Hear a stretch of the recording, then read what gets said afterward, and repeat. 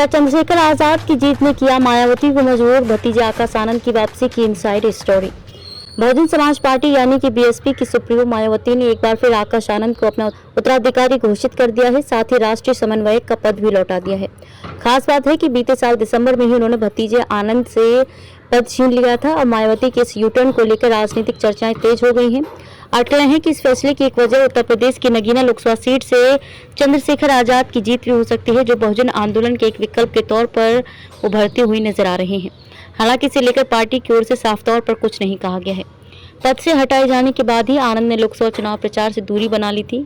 वहीं एक रिपोर्ट के अनुसार पार्टी को हारे हुए उम्मीदवारों से भी जानकारी मिली है कि अगर आनंद प्रचार अभियान जारी रखते तो बसपा का कोर वोटर माने जाने वाले जाटव, दलित और मुस्लिमों का एक वर्ग समाजवादी पार्टी और कांग्रेस गठबंधन का समर्थन नहीं करता। अब एक और जहां मायावती कांग्रेस और सपा के खिलाफ हमलावर रहती हैं, वहीं आनंद शिक्षा, गरीबी जैसे मुद्दों को लेकर भाजपा के खिलाफ बोल रहे थे। रिपोर्ट के अनुसार कुछ नेताओं का कहना है कि आनंद के जाने से दलितों और मुसलमानों में संदेश दिया है कि मायावती भाजपा के दबाव में है।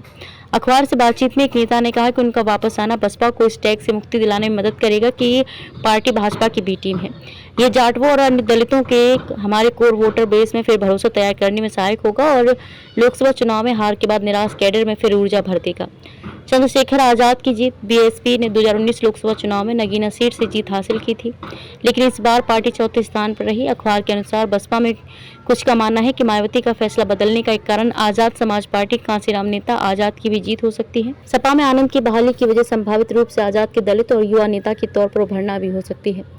अखबार के अनुसार बसपा के एक नेता ने कहा कि अब लोकसभा में बसपा का एक भी सांसद नहीं है और आजाद देश भर में घूमते हुए सदन में दलितों और मुसलमानों के मुद्दे को उठाएंगे। ये एक दलित नेता मायावती के विकल्प के तौर पर उभरने में उनकी मदद करेगा और बसपा को कमजोर करेगा।